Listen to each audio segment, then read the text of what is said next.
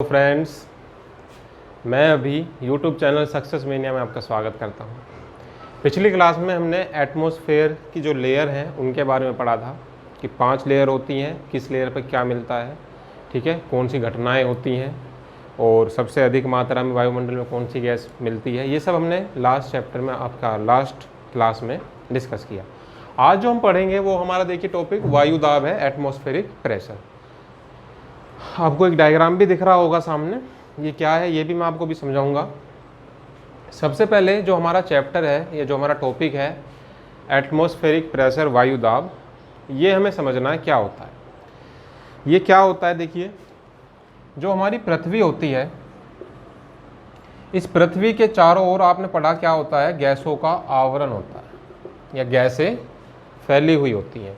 तो जब पृथ्वी के चारों तरफ गैसों का एक आवरण होता है, गैसों की एक परत होती है, तो इसी गैसों की परत में जो गैस या एयर या वायु की परत पृथ्वी पर जो दाब लगाती है उसी को क्या कहते हैं, वायु दाब। The pressure exerted by the air on the earth surface, ठीक है, वायु द्वारा पृथ्वी पर लगाया जाने वाला दाब क्या कहलाता है, वायु दाब। ये वायु दाब किसके द्वारा ज़्यादा लगेगा, हमने पढ़ा था वायुमंडल में गैसें कौन सी हैं हमारी, नाइट्रोजन है, ऑक्सीजन है, आर्गन है और कार्बन डाइऑक्साइड है। तो हमने उसी में देखा था कि सबसे अधिक मात्रा में जो नाइट्रोजन गैस है, तो सबसे ज़्यादा एयर प्रेशर भी कौन लगाएगी, नाइट्रोजन गैस लगाएगी, क्योंकि परसेंटेज में ज़्यादा है। तो वायु के द्वारा पृथ्वी पर लगने वाले दाब को वायु दाब कहते हैं। और वायु दाब किस गैस के द्वारा ज़्यादा लगता है, नाइट्रोजन गैस, क्योंकि नाइट्रोजन गैस की मात्रा वायुमंडल में सबसे अधिक है। अब एक थोड़ा सा पार्ट है जो हमारा साइंस में हम लोग पढ़ते हैं, वायु दाब को हम किससे मापते हैं, वायु दाब को किससे मापते हैं, सबको दिख रहा होगा साफ, ठीक है, कहीं दिक्कत हो तो आप कमेंट कर देना। मेजरमेंट ऑफ एटमॉस्फेरिक प्रेशर, वायु दाब को अगर आपको नापना है तो उसको किससे नापते हैं, वायु दाब को किससे नापते हैं आप लोग, वायु दाब मापी से। किससे, वायु दाब मापी। तो ये तो हिंदी में बड़ी आसान बात होगी, वायु दाब मापी, लेकिन हिंदी में ना आके ये आपका इंग्लिश में ही आता है। इसका नाम, इस इंस्ट्रूमेंट का नाम क्या है, वायु दाब मापी का हाइड्रोमीटर, सॉरी बैरोमीटर। क्या है, बैरोमीटर, हाइड्रोमीटर नहीं, बैरोमीटर। कौन सा है, बैरोमीटर, ठीक है। बैरोमीटर या वायु दाब मापी क्या होता है, देखिए हमारे इसमें इस मीटर में या वायु दाब मापी में 760 mm ऑफ Hg आप पढ़ते हो। देखिए इस तरीके से अगर हम लेके चलें इसको, इस स्केल को, तो इसके अंदर एक एवरेज हमारी जो वैल्यू होती है 76 सेंटीमीटर या 760। देखिए दिख रहा है क्या आपको, ये नहीं दिख रहा, दिख रहा है, चलिए देखिए 76 mm, बच्चों को बीच में दिखता नहीं है, 760 mm ऑफ Hg। Hg क्या है आपका, मरकरी, पारा, पारे का जो सिंबल होता है वो Hg होता है, ठीक है। पारा जो आपका इसमें यूज़ किया जाता है, जैसे आपका थर्मोमीटर में यूज़ होता है पारा, ऐसे ही यहाँ बैरोमीटर के अंदर भी पारा यूज़ होता है। अब देखिए ये होता क्या है, 76 सेंटीमीटर और 760 mm मिलीमीटर ऑफ Hg की वैल्यू पे इसको हम औसत मान लेके चलते हैं, ठीक है। तो जब वायु दाब जो है इसका मान इससे ऊपर जाएगा तो पॉजिटिव, इससे नीचे आएगा तो नेगेटिव, घटेगा, इससे ऊपर जाएगा तो बढ़ेगा, इससे नीचे जाएगा तो घटेगा। तो इसी के ऊपर कुछ मौसमी संबंधी घटनाएं हम इसमें बताते हैं। मौसमी संबंधी घटनाएं कैसे होंगी, इससे हम मौसम विज्ञान वाले पता लगाते हैं। कैसे लगाते हैं, जब आपका इस इंस्ट्रूमेंट में आपका वृद्धि होगी, जब ये आपका धीरे धीरे बढ़ेगा, क्या करेगा, धीरे धीरे बढ़ेगा, ठीक है। क्या बढ़ेगा, बैरोमीटर में जब मरकरी पारा ऊपर चढ़ेगा धीरे धीरे, तो आप बताएंगे कि मौसम क्या रहेगा, साफ, मौसम क्या रहेगा, साफ। दिख रहा है ना सभी को, मौसम क्या रहेगा, साफ। देखिए जब पारे का मान बढ़ेगा धीरे धीरे, वायुदाबमापी में जब पारे का मान बढ़ेगा तो आपका क्या होगा, मौसम जो होगा वो साफ होगा। लेकिन जब ये धीरे धीरे घटेगा, ठीक है, जब ये क्या होगा, धीरे धीरे घटेगा, दिख रहा है ना, धीरे धीरे नहीं दिख रहा आप लोगों को, चलिए आप ये देखिए, वृद्धि होगी तो धीरे धीरे आपका मौसम क्या रहेगा, साफ रहेगा।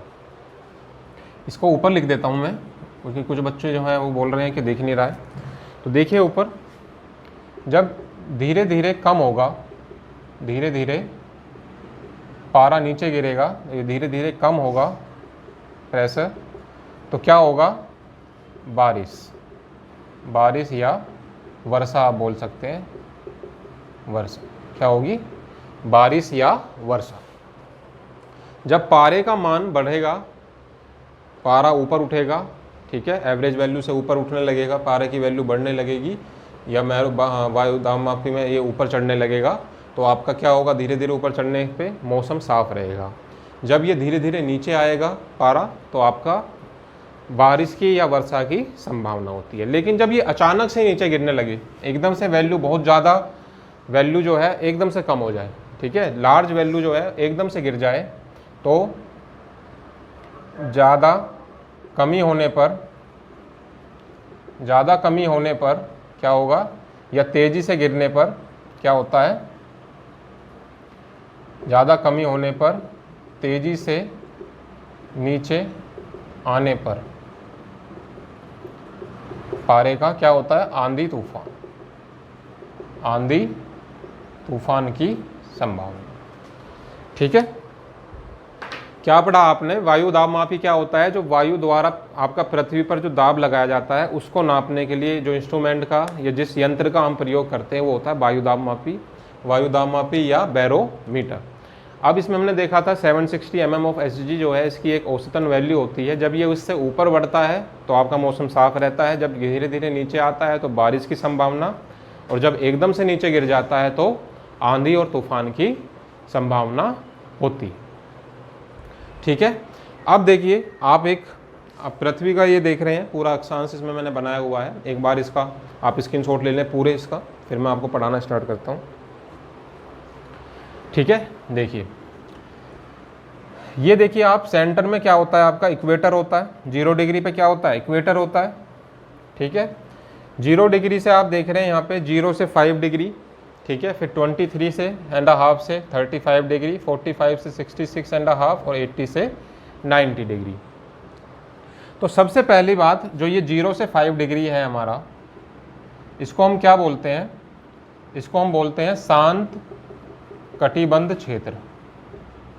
शांत कटिबंध क्षेत्र। ठीक है, क्वाइट जोन क्या बोलते हैं, या साइलेंट जोन, साइलेंट जोन, या डोल ड्रम क्या बोलते हैं, डोल ड्रम। मोस्ट इंपोर्टेंट बात बता रहा हूं, देखो 0 से 5 डिग्री क्या होता है, डोल ड्रम या शांत कटिबंध क्षेत्र या साइलेंट जोन।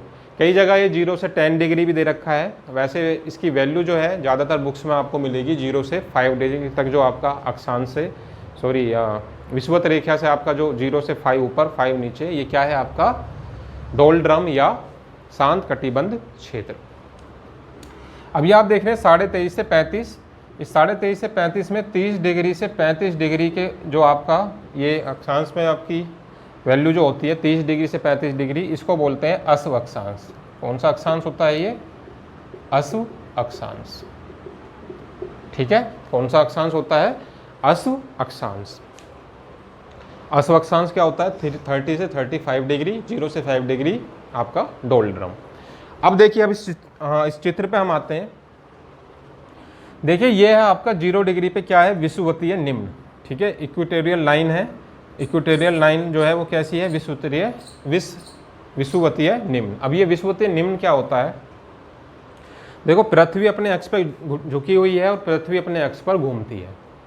पृथ्वी अपने अक्ष पर झुकी हुई है, ठीक है, और पृथ्वी क्या करती है, अपने अक्ष पर चक्कर लगाती है, घूमती है। तो जब पृथ्वी अपने अक्ष पर घूमती है तो जहाँ से वो घूमती है वो क्या है, 0 डिग्री, उस जगह जो होता है वो बहुत तेज़ी से घूमती है, और जैसे जैसे इससे दूर जाएंगे वैसे वैसे इसकी पृथ्वी की स्पीड कम हो जाती है। सेंटर में सबसे ज़्यादा घूमेगी। क्यों घूमेगी? क्योंकि सेंटर के अंदर आप देखते हैं कि आपका जो एंगुलर वेलोसिटी होती है थीटा अपॉन टाइम। ठीक है, क्या होती है?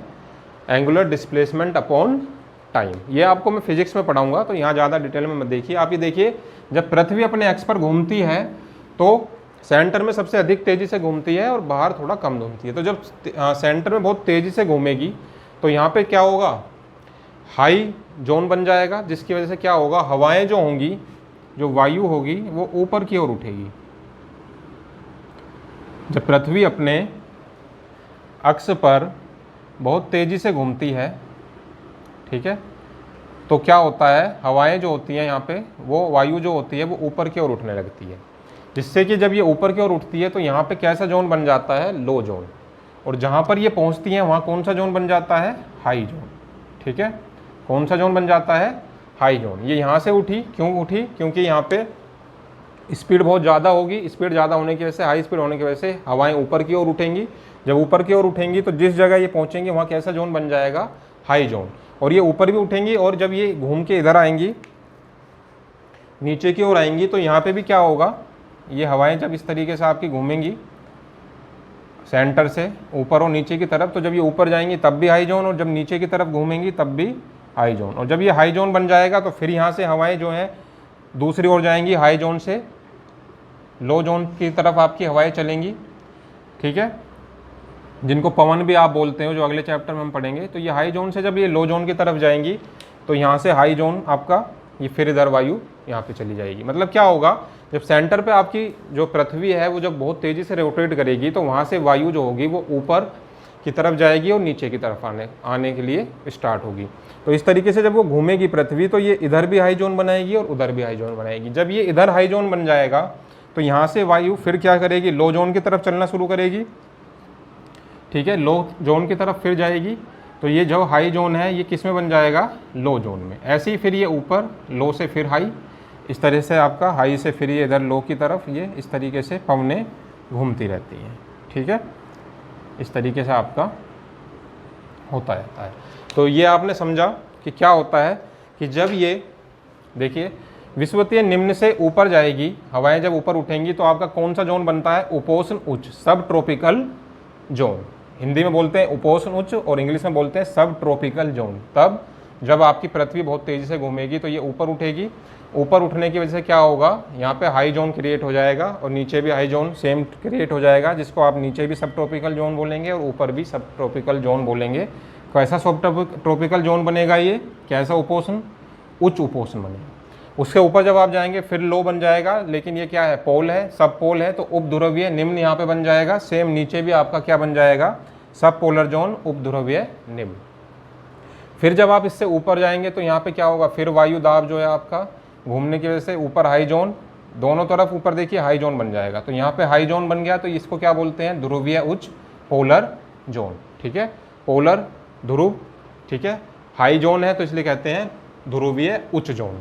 ठीक है, इंग्लिश में हाई को उच्च बोलते हैं, लो को निम्न बोलते हैं। तो आपने देखा कि हवाएं जो हैं वो हाई जोन से लो जोन की तरफ चलती हैं, और हाई जोन से लो जोन की तरफ चलने की वजह से क्या होता है? जहाँ से वो चलती हैं, जिस जोन से वो जाएंगी दूसरे जोन में, तो ये हाई जोन लो जोन बन जाएगा, लो जोन हाई जोन बन जाएगा। फिर आगे जाएंगी ऐसे ही हाई जोन लो जोन, इस तरीके से आपका चलता रहेगा जब पृथ्वी अपने अक्ष पर तेज़ी से घूमेगी। इस कारण से लो जोन हाई जोन में आपकी हवाएं भी चलेंगी। अब होगा क्या? ये किसके कारण होता है? सेंट्रीपिटल फोर्स के कारण। भाई आपका सेंटर में जब पृथ्वी घूम रही है, अपने अक्ष पर घूमती है, तो सेंट्रीपिटल फोर्स लगती है। अब केंद्रीय बल लगता है, जिसका फॉर्मूला आप लोग सभी जानते होंगे, F बराबर mv²/r। ठीक है, जहाँ पे r क्या है? Radius of earth. ठीक है, तो जब ये पृथ्वी अपने अक्ष पर घूमती है, रेडियस जितना कम होगा उतना ही फोर्स उस पर ज़्यादा लगती है। ठीक है, और रेडियस कम होगा तो वेलोसिटी क्या होगी? ज़्यादा होगी। रेडियस कम होगा तो वेलोसिटी क्या होगी? बढ़ जाएगी। इसलिए बहुत तेज़ी से अपने अक्ष पर घूमती है, और जैसे जैसे और बाहर की तरफ जाएंगे वैसे वैसे इसका जो घूर्णन है, जो घूमने की क्षमता है, वो थोड़ी सी कम हो जाती है। तो जहाँ तेज़ी से घूमती है वहाँ लो जोन बनता है, जहाँ कम तेज़ी से घूमती है वहाँ पे हाई जोन क्रिएट हो जाता है। और यही हमने इसमें पढ़ा। इसमें हमें ज़्यादा डिटेल में नहीं पढ़ना, हमें 2-3 महत्वपूर्ण बातें याद रखनी थी। बैरोमीटर से वायु दाब मापा जाता है, तेज़ आंधी कब आती है, मौसम कब साफ़ होता है, ठीक है, बारिश की संभावना कब होती है, ये सब हमने बैरोमीटर में पारे के ऊपर चढ़ने और नीचे गिरने पे देखा। ये हम आगे फिजिक्स में भी एक बार फिर से पढ़ेंगे, वहाँ पे जब मैं आपकी क्लास लूँगा। और आपने पढ़ा 0 से 5 डिग्री क्या होता है, आपका शांत कटिबंध क्षेत्र होता है, जिसको आप 0 से 10 डिग्री भी कई बुक में देखेंगे। शांत कटिबंध क्षेत्र या डोल्ड्रम बोलते हैं। 30 से 35 डिग्री को क्या बोलते हैं, अक्षांश बोलते हैं, ठीक है। हवाएं कैसे चलती हैं, ये सब आपने देखा। तो आज की क्लास में हमारा यही था, ये आपको बताने का मकसद था कि आपको पता होना चाहिए कितनी डिग्री पे आपकी पृथ्वी घूमती है, ठीक है। आशा करता हूँ समझ में आई होंगी बात। ये हाई जोन से लो जोन में आपकी हवाएं चलती हैं, पृथ्वी अपने अक्ष पर बहुत तेज़ी से घूमती है। तो जहाँ तेज़ी से घूमती है वहाँ कौन सा जोन बन जाता है, लो जोन। और जब हवाएं ऊपर उठती हैं तो वहाँ कौन सा जोन बन जाता है, हाई जोन। ये सब आज हमने पढ़ा। अगली क्लास में जो हम पढ़ेंगे वो हम पढ़ेंगे पवनों के बारे में, ठीक है। कोई दिक्कत परेशानी अगर आपको हो तो आप कमेंट करिएगा। सब्सक्राइब कीजिए चैनल को, बेल आइकन का बटन दबाइए, लाइक कीजिए, टेलीग्राम लिंक को ज्वाइन कीजिए। वीडियो पसंद आया हो तो शेयर कीजिए, लाइक कीजिए, देखिए, ठीक है। Thank you, all the best, bye.